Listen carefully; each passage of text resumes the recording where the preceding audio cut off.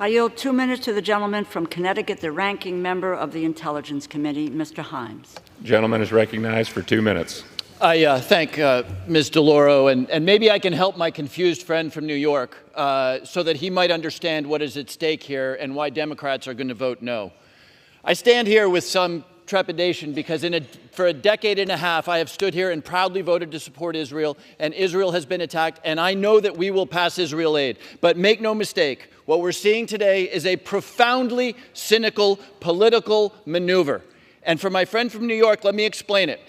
Mr. Calvert, Ms. DeLauro, and I were in the White House when the Speaker, all of 2 days the Speaker of the House, looked at the National Security Advisor and said, we will do border first, Ukraine, Taiwan, and Israel. He demanded that. The White House said, no, we shouldn't bind those things up because that creates the possibility that we don't get any of that done. And then we make very real progress. We have a bipartisan package which does all of those things.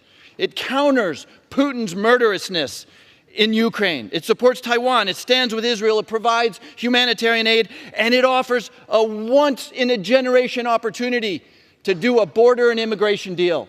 An immigration deal that the Border Patrol Union has endorsed. My Republican colleagues trot out the Border Patrol every day and say, look at these poor guys. The Border Patrol Union has endorsed this bill.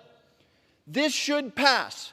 It's a historic opportunity to stand for what we believe as Americans. But then something happened. Donald Trump called. Donald Trump called the Speaker. The Speaker said it. And he said, we know how he feels about Ukraine. And he said, don't do the border deal. A border deal negotiated with one of the most conservative senators in the United States Senate. Mr. Calvert, Ms. DeLauro, and I heard Mitch McConnell say, this is a better deal than we get if Donald Trump is president and we have the House and the Senate. But Donald Trump called. I need to put another name out there. Neville Chamberlain, 1938, peace for our time, because he kowtowed to a dictator. That is what is at stake. We will hang the legacy of Neville Chamberlain around our necks if we don't seize this historic opportunity to do a comprehensive security bill and reject this political, cynical maneuver. I yield back. Gentlelady from Connecticut reserve.